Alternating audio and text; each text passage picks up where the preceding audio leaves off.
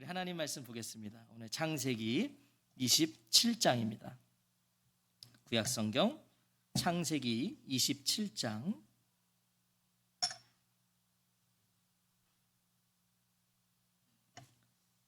1절부터 오늘 17절까지 말씀입니다. 창세기 27장 1절부터 17절까지 말씀 한 절씩 교독하겠습니다.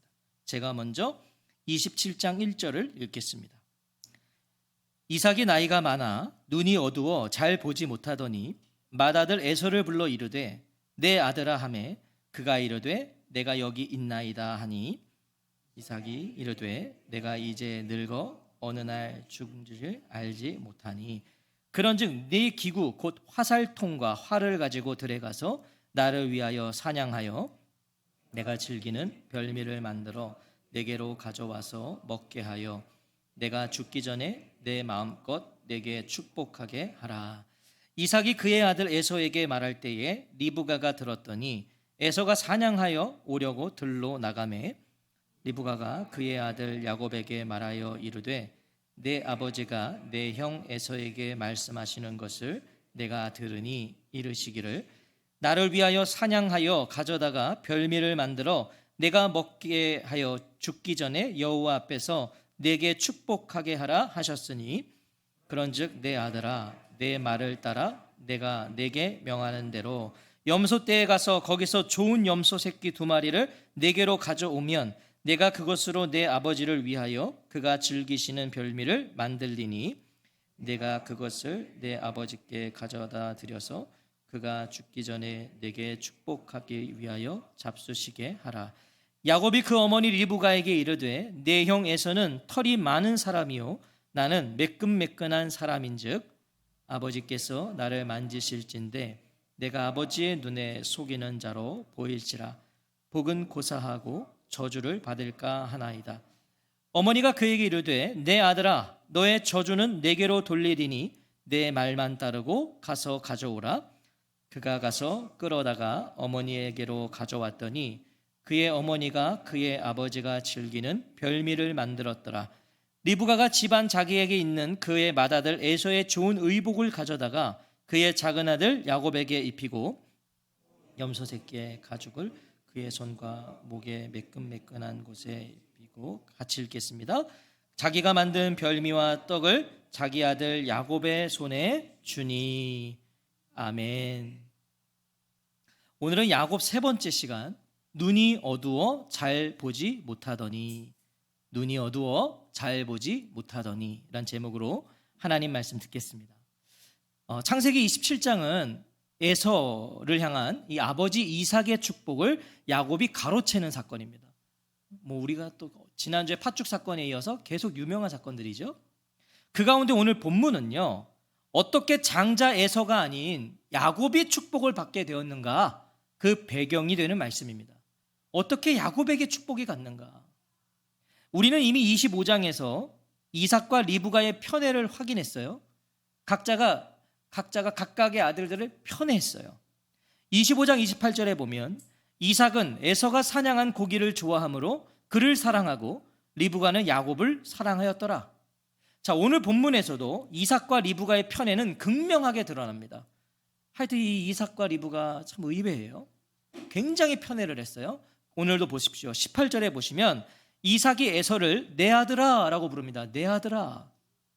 이 내 아들아라는 의미는 내가 사랑하고 사랑하는 아들아입니다. 그러니까 얼마나 사랑하면 내가 사랑하고 사랑하는 아들아 라고 부르는 거예요. 집에서 아들들 그렇게 부르시나요? 내가 사랑하고 사랑하는 아들아. 그러신 분들은 없을 거라고 생각합니다. 사랑하는 이렇게는 하겠지만 5절에서도 보시면 에서는 그의 아들이라고 표현돼요. 이삭의 아들이다. 그의 아들. 리브가도 보십시오. 8절과 13절에 보시면 야곱을 내 아들이라고 그래요. 똑같아요. 내가 사랑하고 사랑하는 아들아. 17절에서는 자기 아들 야곱이라고 표현합니다. 자, 우리 아들이라고 불리는 아들이 없어요. 엄마는 얘가 내 아들이라고 그러고 아빠는 얘가 내 아들이라고 그러고 엄마는 얘가 내 사랑하고 사랑하는 아들이라고 그러고 아빠는 얘가 내가 사랑. 우리 아들은 없어요. 각자가 내 아들.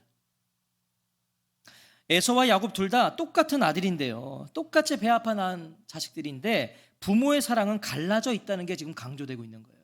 갈라져 있다. 27장은 이삭과 에서만의 대화로 시작합니다.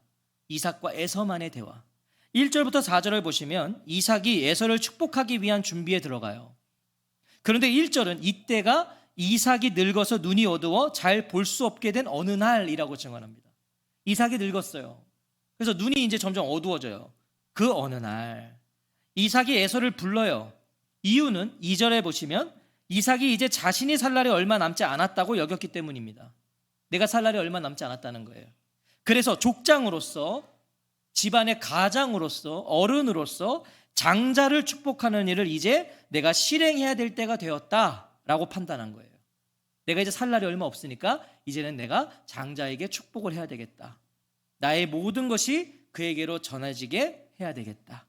하지만 실제로 이삭은요, 이후로 지금 이 말을 하고 있는 이날 이후로 무려 43년을 더 살아요. 그래서 180세의 죽음을 맞이합니다. 굉장히 더 산 거예요, 지금. 지금 말하고 있는 건 오늘 내일 할 것처럼 얘기를 했지만 43년을 더 살았어요. 무엇입니까? 생명의 주체는 하나님이세요. 우리의 죽고 사는 문제는 하나님이시라고 해요. 제가 젊다고 그래서 제가 여기 계신 우리 집사님, 권사님들보다 더 오래 산다? 어떻게 알아요? 하나님께 있잖아요, 생명은. 생명의 주체는 하나님이신데 이삭은요, 자신의 몸 상태로 자신의 수명을 단정한 거예요. 내가 눈이 어두워지니까 이제 내가 살 날이 얼마 안 남았구나. 그래서 이제 에서에게 축복을 해야겠다는 겁니다. 자, 물론 아버지가 장자를 축복하는 일은 당시에 당연한 것이고 이건 자연스러운 일이에요. 당연히 아버지의 모든 건 장자에게 흘러가니까. 하지만 이 문제없는 일이지만 이삭의 가정은 아니에요. 이삭의 가정에게는 이건 문제 있는 일이에요. 하나님의 뜻은 에서가 아니라 야곱이잖아요. 하나님이 이미 그렇게 말씀해 주셨잖아요, 리브가에게. 하나님께서 에서와 야곱이 리브가의 태중에 있을 때부터 이미 말씀하셨어요. 큰 자가 어린 자를 섬기리라. 자, 지금 그날 이후로 상당한 시간이 흘렀습니다. 오해하시면 안 되는 게 지금 에서와 야곱이요, 무슨 청년이 아니에요. 지금 못해도 모두 70대입니다. 지금이 70대예요. 할아버지들이에요. 이때까지 리브가가 이삭과 에서에게 하나님의 예언을 말하지 않았을 리가 없죠. 벌써 얘기했죠, 리브가가. 지금 70대라니까요, 에서와 야곱이. 이야기를 했어도 리브가는 벌써 했을 거예요. 큰 자가 작은 자를 섬긴다 하셨다. 리브가는 누구보다 야곱이 장자의 명분을 갖는 것을 원했던 어머니예요. 말했겠죠. 이야기를 했어도 벌써 했어요. 야곱도 팥죽 한 그릇에 형 에서가 자신에게 장자의 명분을 팔아버린 것을 아버지에게 말하지 않았을 리가 없죠. 말했죠. 아버지, 형이 나에게 장자의 명분을 팔았습니다. 이삭이 이 사실들을 모르고 에서를 축복하려고 했다고 볼 수 없어요. 이삭도 다 알고 있어요, 지금. 축복은 야곱에게 가야 된다. 특별히 에서도 이미 장자의 명분을 저 야곱에게 팔았다. 아버지도 다 알고 있어요. 1절부터 4절의 상황이 그것을 우리에게 증언해 줍니다. 구약에서 축복은요, 공개적으로 선포되는 것이 일반적이었어요. 축복을 할 때 다 불러 모았어요. 그러니까 모든 가족들이 있는 앞에서 축복을 했단 말이죠. 그런데 지금 1절을 보면 이삭은 맏아들 에서만을 조용히 불러 축복을 시도해요. 몰래 불러요. 무엇이에요? 리브가의 이야기와 야곱의 이야기를 들어서 이삭이 알고 있었다는 증거죠. 야곱에게 가야 되는데 자기는 이삭은 에서를 하고 싶은 거예요. 그래서 에서를 조용히 부른 거죠. 은밀하게 에서만 부른 것입니다. 이삭은 에서를 축복하고자 했던 거예요. 분명 하나님께서 큰 자가 어린 자를 섬기리라고 하셨습니다. 그럼에도 왜 이삭의 선택은 에서였는가? 왜 이삭은 이렇게 지독히도 에서를 축복하고자 했던 것인가? 믿음의 족장이 어떻게 이럴 수 있는 거죠? 하나님이 분명히 말씀하셨잖아요. 에서가 아니고 야곱이야. 팥죽 사건은요, 그래, 자식들끼리의 계약, 그냥 그거를 그냥 가볍게 여길 수도 있어요. 아버지가 지들끼리, 형제끼리 그냥 그런 거지, 그렇게 여겼다고 쳐도요, 어떻게 하나님의 예언을 믿음의 족장 이삭이 이렇게 무시할 수 있어서는 거예요. 이삭이 나이가 많아 눈이 어두워 잘 보지 못하더니, 우리는 여기서 그 이유를 발견할 수 있어요. 어떻게 믿음의 족장 이삭이 이럴 수 있었는가? 성경에서 눈이 어둡다라는 것은요, 단순히 시력이 흐려졌다라는 것뿐만 아니라 영적 상태를 의미합니다. 성경에서 눈이 흐려졌다 그러면 그냥 나이가 들어서 눈이 지금 어두워졌다는 것과 동시에 영적으로도 눈이 어두워져 가고 있었다, 이걸 의미했어요. 이삭은 나이가 들면서 육체의 시력뿐만 아니라 영적인 안목까지 지금 흐려지고 있었다는 거예요. 이삭이 하는 말들을 보세요. 온통 믿음 없는 말들만 해요. 이삭의 말들을 보세요. 내가 이제 늙어 어느 날 죽을는지 알지 못하니. 이렇게 믿음 없는 말이 어디 있어요? 지금 이삭이요, 어디가 많이 아팠던 게 아닙니다. 지금 뭐 골골대고 있었던 게 아니에요. 그저 시력이 흐려지고 있었을 뿐인데 그는 지금 당장 죽을 것처럼 말해요. 믿음 없는 말이죠. 3절과 4절을 보십시오. 온통 자기 중심적인 말만 쏟아내요, 이삭이. 자, 제가 한번 읽어볼게요. 그런즉 네 기구 곧 화살통과 활을 가지고 들에 나가서 나를 위하여 사냥하여 내가 즐기는 별미를 만들어 내게로 가져와서 먹게 하여 내가 죽기 전에 내 마음껏 너를 축복하게 하라. 뭐 온통 자기인 거예요, 지금 이삭이. 자기 중심적인 발언들. 생명의 주체도 축복의 주체도 모두 하나님이신데, 생명도 하나님이 주시는 거고 축복도 하나님이 주시는 건데 수명을 자신이 단정하고 있고, 나 살 날 얼마 안 남았다, 축복도 마치 자신이 주는 것처럼 말하고 있다는 거예요. 이삭은 하나님을 위한 삶이 아니라 무엇이죠? 자신을 위한 삶을 살고 있었던 겁니다. 자신을 위한 삶. 성도는요, 나가 아니라 하나님 중심으로 살아야 돼요. 그게 성도예요. 성도를 뭘로 구별하실 겁니까? 성도를 구별하는 건 이거 하나인 거 아니에요? 나 중심으로 사는 게 아니라 하나님 중심으로 사는 거. 나이가 들수록 이것은 더욱 분명해져야 됩니다. 이건 나이가 들수록 더 분명해져야 돼요. 이것이 무너져서 내가 중심이 되면요, 남은 것은 뭐예요? 하나님의 뜻에 대한 불순종이기 때문이에요. 하나님 중심으로 안 살면 남은 건 하나님의 뜻에 대해 불순종하는 것만 남는 거예요. 이삭처럼 말이죠. 이삭처럼. 질문이 생겨요. 도대체 이삭은 왜 이토록 애서였을까? 왜 이렇게까지 애서였을까? 하나님의 뜻이 누구에게 있는지를 알면서 왜 이렇게 에서를 축복하고 싶었던 걸까요? 목사님, 자식 낳아보세요. 다 알게 될 거예요. 이삭도 정말 그랬던 걸까요? 이삭이 에서를 사랑한 이유를 보세요. 이삭이 에서를 사랑한 이유 25장 28절에 분명히 말씀하셨죠. 이삭은 에서가 사냥한 고기를 좋아하므로. 자, 이삭이 에서를 사랑한 이유가 굉장히 세상적입니다.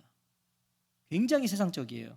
지금 자신이 죽기 전에 축복하겠다면서 에서를 불러놓고 한 요구도 한번 보세요. 뭘 요구했습니까? 나를 위하여 사냥하여 내가 즐기는 별미를 만들어 내게 가져와서 먹게 하여 내가 죽기 전에 내 마음껏 내게 축복하게 하라. 자, 요구한 게 뭐예요? 자신이 즐기는 별미를 만들어 오라고 그래요. 축복을 하겠다는 아버지가 축복 받으려면 뭐 해라? 내가 좋아하는 별미를 만들어 와라. 축복을 하겠다는 그때에도 이삭의 관심은 하나님의 뜻이 아니에요. 하나님의 뜻은 야곱인데 이삭은 그 순간에도 하나님의 뜻에 관심을 두지 않고 자신이 좋아하는 별미에 관심을 두는 거예요. 내가 좋아하는 거 가져와. 내가 축복 줄게. 죽을 날이 얼마 남지 않아서 축복하겠다는 사람이 그 조건으로 별미를 지시했다면 이거 무엇이죠? 이삭은 에서에게 복을 빌어주기 위해 별미를 요구한 것도 아니에요. 복을 주고 싶어서 별미를 요구한 것도 아니라 무엇입니까? 별미를 먹기 위해 축복을 약속하고 있는 겁니다. 내가 좋아하는 별미. 그 별미를 먹기 위해서. 왜? 에서가 가져오는 그 별미를 좋아했거든요. 그러니까 그걸 먹고 싶어서 축복을 약속하는 거예요. 에서에 대한 축복을 보류했을 수도, 만약에 에서가 별미를 만들어 오기를 거절했다면 아마 에서를 향한 축복을 보류했을 수도 있다는 게 암시되는 거예요. 별미를 가져와 축복해 줄게. 아버지, 오늘은 제가 바빠서 안 되겠습니다. 그래, 그럼 나도 오늘 너에게 축복하지 않겠다. 이게 암시되고 있을 정도예요. 특별히 보세요. 4절에 내가 즐긴이라고 말해요. 이삭이 내가 즐기는. 이거요, 그냥 내가 좋아하는 음식 정도가 아니라 내가 사랑하는 이란 뜻입니다. 내가 사랑하는. 부모가 자식을, 남편이 아내를 사랑하는 것처럼 하나님을 사랑하는 경우에 사용되는 말이 여기서 이 즐기는이에요. 사랑하는. 그러니까 무엇이에요? 이삭은 에서를 사랑하는 만큼 그가 잡아서 요리해온 별미를 사랑했어요. 이삭을, 에서를 사랑하는 만큼 그의 별미도 사랑했다. 별미가 이삭의 마음을 지배하고 있었다는 겁니다. 이 별미를 그렇게 사랑한 거예요, 이삭이. 이삭의 에서를 향한 사랑의 이유를 의심할 수밖에 없는 부분이죠. 에서가 가지고 온 별미가 너무 좋았어요. 그래서 에서를 사랑했는지도 몰라요. 자기의 너무 입맛을 맞춰주니까. 이삭은 지극히 세상적인 기준으로, 자기 중심적인 기준으로 에서에게 축복을 하려고 한 거예요. 이유는 없어요. 내가 좋아하는 별미를 가져와요. 하지만 이삭의 계획에 차질이 생기죠. 5절에 보시면 이삭이 그의 아들 에서에게 말할 때에 리브가가 들었더니 에서가 사냥하여 오려고 들로 나가매. 자, 분명 이삭과 에서 단둘만의 대화였습니다. 누구도 없었어요. 조용히 불러서 아버지와 아들 둘만의 은밀한 대화였어요. 하나님의 뜻이 야곱에게 있음을 아는 이삭과 에서가 그 뜻을 반하는 계획을 세우는데 그 어느 때보다도 은밀한 대화를 나눴겠죠. 지금 이건 굉장히 조심스러운 말이었잖아요. 더 눈치를 보면서 둘만 있는 공간에서 다 주변을 확인한 후에 대화를 했을 겁니다. 하지만 낱말은 새가 듣고 반말은 누가 들어요? 쥐가 듣고, 이런 은밀한 대화는 하나님이 들으십니다. 하나님이 들으세요. 하나님. 이삭이 자기 아들 에서에게 이렇게 말하는 것을 리브가가 엿들었다. 리브가가 이삭의 시력이 흐려지는 것을 보면서 조만간 에서를 부르겠다. 이제 조만간 에서를 불러서 축복하겠다는 걸 예상해서 매일 이삭과 에서를 감시하여 엿듣게 되었다고 말하기에는 무리가 있어요. 리브가도 삶이 있는데 맨날 이렇게 그 둘만 쳐다보고 있었겠냐고요. 이것은 하나님의 섭리예요. 하나님이 듣게 하신 거예요. 어떻게 리브가가 그 순간 어떻게 그것을 듣게 되었겠어요? 하나님의 섭리죠. 아무리 조용히 은밀하고 비밀스럽게 속삭여도 하나님의 귀를 피할 수 없다는 걸 기억하십시오. 하나님은 다 보고 계시고 다 듣고 계세요. 우리가 더욱 정직해야 될 이유입니다. 특히 비밀스럽고 은밀한 얘기 하실 때는 더 분명히 기억하십시오. 하나님이 듣고 계시구나. 진실해야 돼요. 이삭과 에서가 누구보다 경계하며 조심했던 리브가가 둘의 이야기를 듣자마자 어떻게 합니까? 자기 아들 야곱을 부릅니다. 그러니까 이삭이 에서를 부르는 것처럼 리브가도 하여튼 제일 먼저 야곱을 불러요. 아주 이 부모의 편애가 아주 대단하죠. 내 아버지가 내 형 에서에게 하는 말을 내가 들었다. 그러면서 이삭이 에서에게 한 말을 그대로 야곱에게 말해줘요. 7절 말씀은 같이 읽어볼까요? 7절입니다. 시작. 사냥하여 가져다가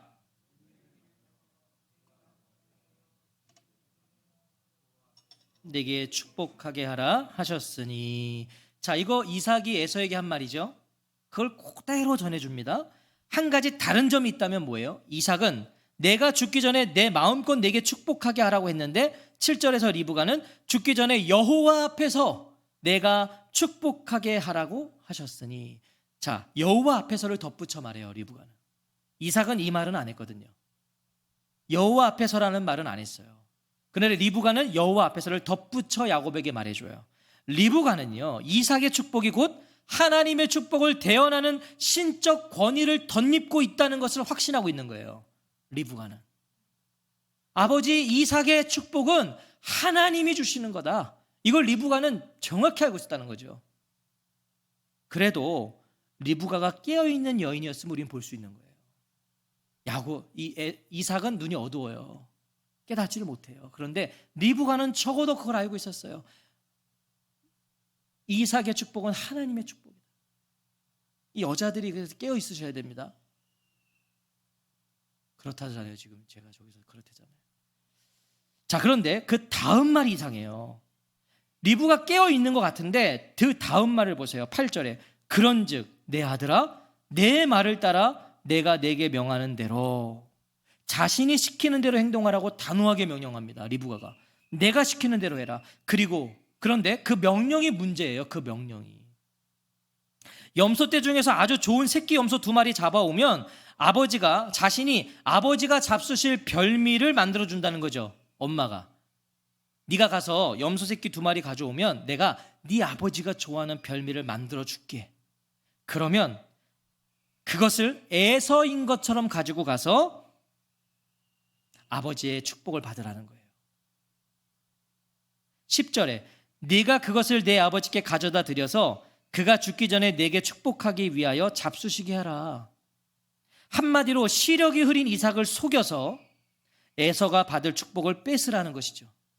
이게 리브가의 계획이에요. 어머니가 사랑하는 아들에게요, 늙고 눈이 어두운 아버지를 속일 수 있는 방법을 가르쳐 준 겁니다. 이상한 거죠.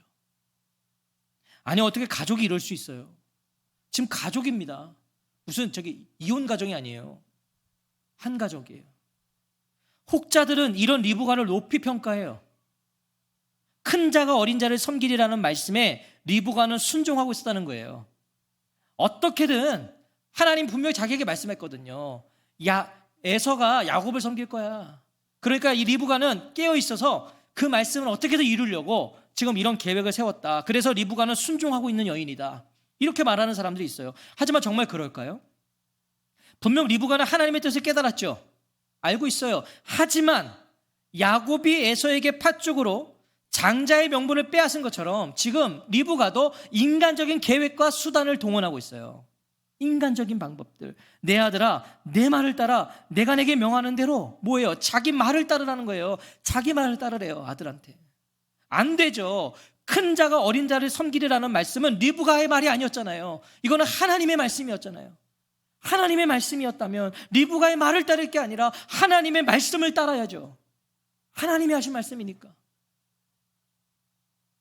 그런데 어디에도 하나님의 말씀, 하나님의 뜻, 하나님의 방법이 없어요. 오늘 본문을 보세요. 어디에도 하나님의 방법이 없어요. 하나님의 말씀도 없어요. 서로 숨기고 속이는 관계가 되어버려요. 한 가족이 숨기고 속이고. 늘 말씀드리지만 결과보다 중요한 건 과정입니다. 저는요, 우리 성도된 우리가 이 사실을 분명히 해야 돼요. 결과보다 중요한 건 과정이에요. 목적이 선해도 방법이 선하지 않으면 안 돼요. 그건 하나님께 안 되는 거예요. 목적이 아무리 선했어도. 리브가가 이삭과 에서의 이야기를 엿들었을 때 찾았어야 될 사람은 야곱이 아니에요. 리브가가 이삭과 에서의 말을 들었다면 제일 먼저 야곱을 찾을 게 아니라 이삭에게 리브가는 하나님의 뜻을 알면서 왜 그러는 거냐고 남편에게 말했어야 돼요. 우리가 하나님의 뜻을 순종해야 되지 않겠냐고 남편에게 말했어야 돼요. 그게 현명한 아내였어요. 여보, 하나님의 뜻은 그게 아니잖아요. 하나님의 뜻은 에서가 아니라 야곱이잖아요. 당신은 알면서 왜 그러는 거예요? 이렇게 말했어야죠. 에서에게는 어떻게 됐습니까? 정말 어머니라면 에서에게는 에서를 찾아서요, 그를 이해시켰어야 돼요. 에서야, 그래, 마음이 아프지. 그런데 하나님의 뜻이 그런데 어떡하겠니? 너가 좀 이해해야 되지 않겠니? 우리가 하나님의 뜻을 거스를 수는 없잖아. 이렇게 에서를 이해시키고 위로해줘야 그게 어머니 아닙니까? 어머니의 사랑으로 하나님의 뜻을 받아들일 수 있게 해줬어야죠. 하지만 이런 정직한 방법이 오늘 본문 어디에도 없어요. 심지어 리브가가 뭐라고까지 하냐면 아버지를 속이다가 걸려서 복은 고사하고 저주를 받을까 걱정하는 야곱에게 13절을 보시면 리브가가 이렇게 말해요. 아들아, 너의 저주는 내게로 돌리리니 내 말만 따르고 가서 가져오라. 이 애미의 심정은 알겠어요. 어떻게든 이 야곱에게 그 축복을 가게 하고 싶은 그러니까 오죽하면 엄마가 너에게 갈 저주를 내가 받을 테니까 너 내 말대로 해라. 자녀를 향한 어머니의 진한 사랑이라고 이게 느껴지세요? 얼핏 보면 그렇죠. 야, 정말 모성애가 대단하구나. 하지만 생각해 보세요. 우리가 정신 차려야 됩니다. 정말 자녀를 사랑하면 속이는 길을 걷게 하면 안 되죠. 정말 그 자녀를 사랑하면 이렇게 속이는 방법, 아버지를 속이게 만들면 안 되죠. 야곱은 어떻습니까? 야곱은 아버지 이삭을 속이는 자는 아버지 이삭을 속이자는 어머니 리브가의 계획을 들은 야곱의 반응을 보세요. 야곱이 어떻게 반응했는가? 11절과 12절에 보세요. 야곱이 그 어머니 리브가에게 이르되 내 형 에서는 털이 많은 사람이요 나는 매끈매끈한 사람인즉 아버지께서 나를 만지실진데 내가 아버지의 눈에 속이는 자로 보일지라 복은 고사하고 저주를 받을까 하나이다. 자, 이 말씀 잘 들어보셔야 됩니다. 야곱이 리브가의 제안을 거부했어요. 어머니의 제안을 야곱이 거부했어요. 그런데 거부한 이유가요, 순전히 자신을 위해서예요. 야곱이 에서와 외모 자체가 다른 자신은 절대 아버지를 속일 수 없다는 거예요. 그래서 결국에는 축복은커녕 속임수의 대가로 자신이 저주를 받게 될 것이기 때문에 나는 그게 싫다는 거예요. 어머니한테 내가 저주받으면 어떡합니까? 싫어요. 야곱은요, 아버지를 속인다는 잘못을 두려워한 게 아니에요. 사실은 아버지를 속이는 걸 두려워해야죠. 그게 아니라 거짓말이 탄로 나서 축복이 아닌 저주를 받게 될 걸 두려워하고 있는 거예요. 하나님을, 아버지 이삭을 두려워한 것이 아니라 자신이 받을 저주를 두려워한 거예요. 그러다가 어머니 리브가가 그 두려움의, 그 야곱의 두려움의 원인이었던 저주를 자신에게 돌리겠다고 하니까 어머니가, 그랬더니 야곱은 어머니의 말을 따라갑니다. 이게 어떻게 좋은 아들이에요? 이게 어떻게 제대로 된 아들이에요? 제대로 된 아들이라면, 어머니를 정말 사랑하는 아들이라면 내가 받을 저주를 대신 받겠다는 어머니 말에 동의하면 안 되죠. 어머니 무슨 말씀이세요? 왜 제가 받을 저주를 어머니가 받으세요? 어머니, 이 방법은 아닌 것 같아요. 이렇게 말했어야죠. 누구도 옳은 방법과 선택을 행하고 있지 않아요. 이 가족 4명 다 보세요. 누구도 옳은 방법이 없어요. 서로 들키는 것에 대한 두려움을 가지고 있을 뿐이에요. 서로 안 들켜야 된다. 이삭은 야곱에 대한 하나님의 계획을 알면서도 그것을 모르는 것처럼 속여요. 알면서도 모르는 것처럼 행동해요. 에서는요, 25장 33절에서 에서가 맹세하고 장자의 명분을 야곱에게 판지라 자기가 팔았단 말이에요. 팥죽 한 그릇에 자기 명분을 이미 동생에게 팔았으면서도 자신의 맹세를 속이고 있단 말이죠. 에서도 아버지에게 말했어야죠. 솔직하게 말했어야죠. 자기를 축복하려고 했어요. 아버지, 사실은 제가 이러이러해서 장자의 명분을 야곱에게 팔았습니다. 이래도 제가 그걸 받을 수 있겠습니까? 솔직하게 말했어야죠. 리브가는요, 자신의 계획이 옳고 그것이 하나님의 뜻이라는 것처럼 야곱을 속여요. 야곱아, 하나님이 얘기한 게 있잖아. 그러니까 엄마가 시키는 대로 해. 야곱을 속여요. 야곱은요, 자신이 져야 할 책임마저 어머니에게 떠넘기고, 어머니가 저주받겠다니까 따라가잖아요. 자신이 책임져야 될 것도 어머니에게 떠넘기고, 잘못되어도 자신에게는 책임이 없다, 자신을 속이고 있는 거예요. 야곱은 어머니가 하라고 그랬잖아. 모두가 속이고 있으니까 정당한 과정이 없죠. 속이면 정당한 과정을 갈 수가 없어요. 엉망입니다. 분명 하나님의 계획은 반드시 성취되어야 돼요. 그건 맞아요. 하나님의 계획은 반드시 성취가 돼야 돼요. 하지만 그 성취는 우리가 하는 게 아니에요. 그 성취는 하나님이 하시는 거예요. 하나님이 하시는 거예요. 하나님의 계획이라면 하나님이 성취하시는 거예요. 리브가가 이런 방법을 취하지 않아도요, 하나님은 다른 방법을 통해서 야곱을 축복하셨을 거예요. 더 좋은 방법으로, 더 선한 방법으로. 이 가정의 관계, 특별히 야곱과 에서의 관계가 깨지지 않도록 하나님이 아름답게 일하셨을 거예요. 이삭과 에서와 리브가와 야곱이 보인 행위를 보세요. 누구도 박수받을 삶의 내용이 없어요. 이삭과 에서와 야곱과 리브가를 한 명 한 명 보세요. 누가 박수 쳐줄 수 있습니까? 이들에게 박수받을 인생 하나도 없어요. 모두가 하나님의 뜻과 계획을 이루는 일에 방해가 되고 있을 뿐이죠. 다 방해가 되는 거예요. 방해하고 있는 거예요. 하지만 분명한 것은 하나님은 이런 방해 속에서도, 이런 진흙탕 속에서도 신실하게 자신의 뜻을 이루어가세요. 그래도 리브가가 이런 계획이라도 세웠으니까 하나님의 뜻대로 야곱에게 이삭의 축복이 돌아갔다고 생각하지 마십시오. 리브가가 그래도 이렇게 했으니까, 이렇게라도 속였으니까 하나님의 뜻이 이루어진 게 아닌가라고 생각하지 마세요. 그 일을 통해서 리브가와 야곱은 혹독한 세월을 보내게 돼요. 이렇게 잘못된 방법을 택해서 리브가도 야곱도 혹독한 세월을 보냅니다. 그렇게 사랑하는 이 리브가와 야곱은 헤어져야 돼요. 야곱은 고생 진탕합니다. 하나님의 방법이 아니었기 때문이에요. 우리가 하나님의 영광과 하나님 나라를 위해 그래도 무엇을 하고 있다고 생각하시나요? 그래도 내가 하나님의 나라와 하나님의 영광을 위해 그래도 무엇인가를 내가 하고 있지, 이렇게 생각하시나요? 아니에요. 우리는 오히려 하나님의 일하심에 방해가 되고 있을 뿐이에요. 우리가 정말 정직하게 생각해 보자고요. 우리가 뭐 얼마나 하나님한테 도움이 되고 있어요. 하나님의 나라와 하나님의 영광을 위해 우리가 얼마나 하나님께 우리는 방해가 되고 있는 사람들이에요. 오히려 방해가 되고 있어요. 우리가 하나님의 일하심을 더디게 하고 있는 거 아닌가요? 저는 정말 제가 하나님의 일하심을 더디게 하고 있는 사람 같아요. 더 많은 것들을 하실 수 있을 텐데 제가 순종하지 않아서, 제가 움직이지 않아서, 제가 믿음이 없어서 그게 더디고 있는 거예요. 우리가 하나님의 영광을 가리고 있죠. 오늘날 우리 크리스천들이 하나님의 영광 가리고 있는 거 아닙니까? 하나님의 영광을 세상이 가리나요? 교회가 가리죠. 성도가 가리죠. 목사들이 가리죠. 우리 그러고 있는 사람들이에요. 오히려 하나님께 우리는 방해가 되고 있는 사람들이에요. 그런데 하나님은 그런 우리의 실수와 실패를 통해서도 뭐하고 계신다? 일하고 계세요. 일하고 계시다고요. 더디지만, 부족하지만 그런 우리를 통해 하나님은 자신의 역사를 쓰고 계세요. 이것이 면목 없지만, 하나님을 뵐 면목 없지만 우리가 담대하게 살아갈 이유죠. 살아갈 수 있는 이유인 거예요. 내가 이렇게 실수투성이어도 실패하도 하나님은 그럼에도 불구하고 나를 통한 하나님의 역사를 쓰시니까 담대하게 그래도 우리가 살 수 있는 거죠.